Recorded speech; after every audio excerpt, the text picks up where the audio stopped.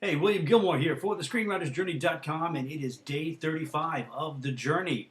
Now, after taking off some time from the screenplay come-ups, I returned to that today, really determined to finish up the first half of the second act. It's been giving me some issues. It was about 61 or 62, page 62, I think it was.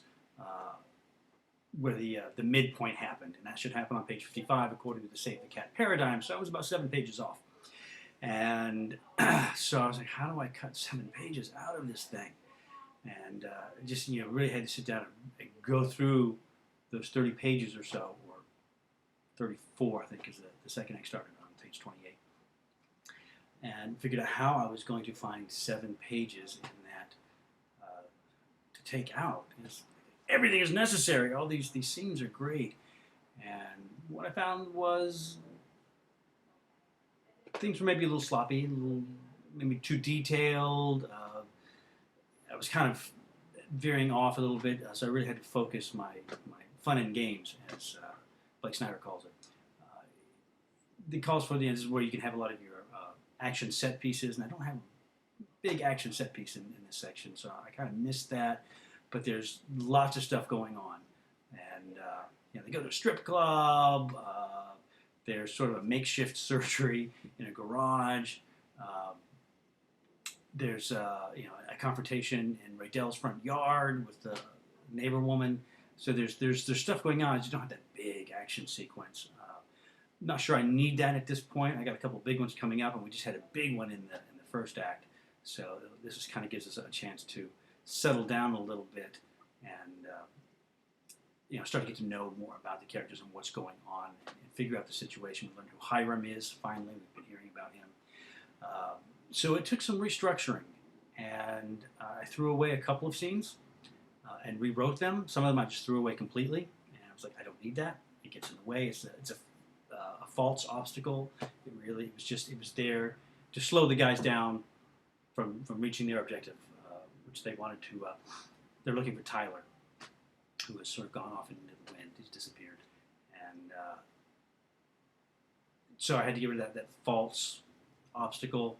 Give them a real obstacle to overcome, as opposed to these contrivances.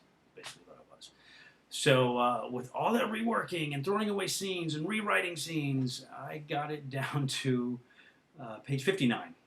Is where the midpoint happened. And I was kind of like, still 4 pages over.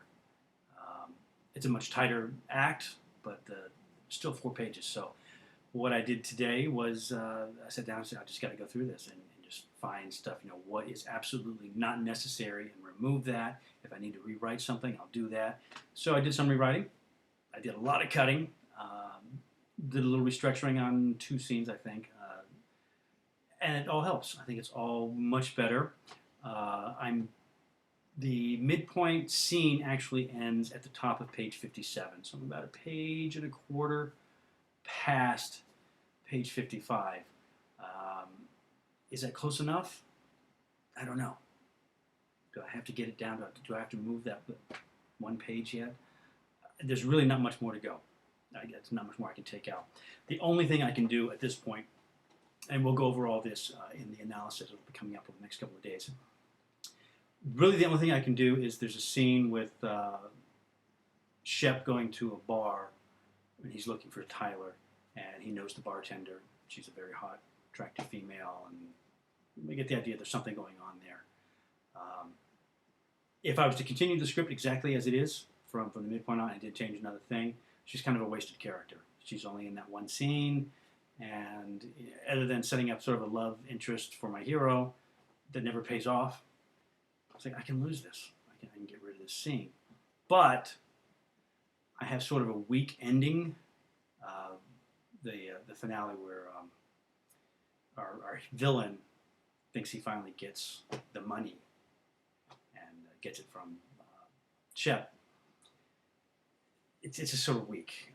The way Shep disposes of the money is really contrived, and you see it coming a mile away. So when the big reveal happens at the end, you're like, yeah, okay, we saw that 3 scenes ago. We knew this was going to happen. So I thought, if I scrap that and I bring her back, Reggie, the bartender, and she ends up getting the money unknowingly from Shep. He leaves it with her. I think that will work better, and we can set it up so we don't know that that's what he's doing. He's leaving the money with her. So it does come as sort of a twist. So if I do that, then I need to keep that scene. So I'm going to leave it in for now, and as I work through the third act, try to incorporate that new idea for the ending and see what happens. The script right now is currently about 111 pages. We're shooting for 110, so I'm only a page over, which would be the one page that I could remove to get my midpoint down. So that tells me that at this point, the rest of my script would seem to be in pretty good shape. I seem to be hitting my points. They seem to have all sort of lined up now. We'll find out more as we move into Act 3, but over the next couple of days, we'll be looking at Act 2, very specifically doing an analysis so you can see how the Save the Cat paradigm was applied to the existing script and how it changed. And you are free to make your comments down below and see if you agree with the changes, or if you have your own suggestions. Maybe we'll take them, maybe we won't. I don't know. But anyway, check that out, and I will see you back here on the blog tomorrow. Tomorrow is a Tuesdays at 9 workshop. I'll be going to that. I'm not up for reading. I haven't gotten a notice on that yet, so I don't think I'll be reading tomorrow night. It's a shame because I really want to get back in there and do some stuff. Hopefully next week. So anyway, I'll see you back here on the blog tomorrow, and until then,